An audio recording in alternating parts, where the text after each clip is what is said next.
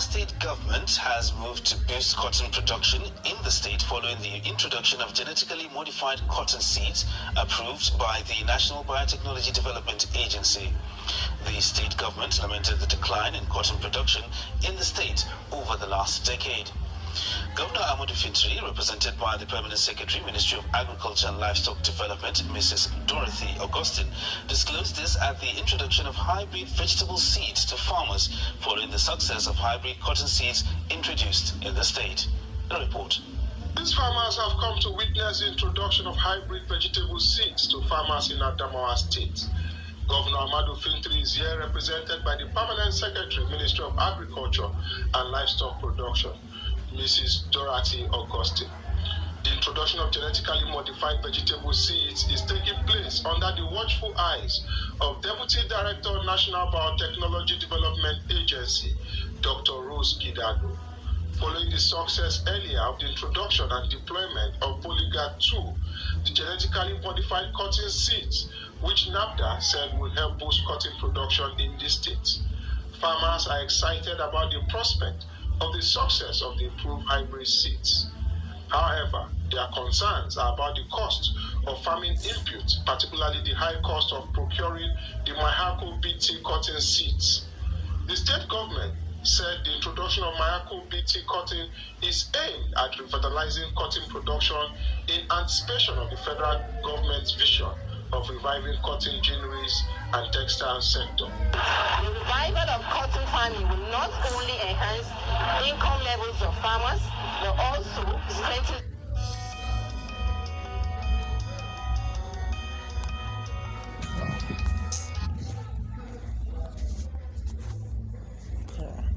has some hurdles as farmers complain of costs of inputs. Experts who spoke to Trust TV said the state government cotton revival will be incomplete if government fails to provide the right incentives to the farmers. Buy this one bag here, like this, 6,000 naira. We want to plan it, how we can do. Now, it's not. Just manage for them. But it's very, very beautiful seed. If you see the cotton, it is very, very beautiful seed. We need it, but how we can get it?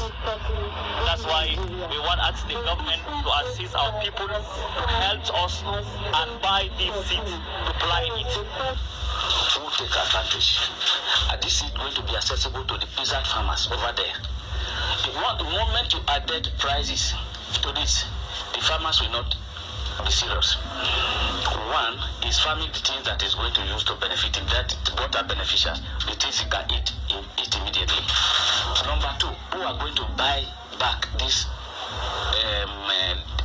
seed cotton after the production. Number three, who are going to utilize? Are we now going to, who are the generics? Are we now going to gin and export, or we are going to gin to process? These are the things that are involved.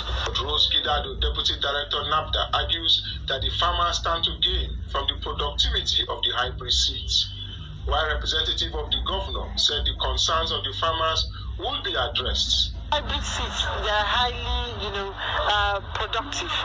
If you plant just like this, because it's both hybrids and then it's genetically modified, the cotton, you can see the number of balls here.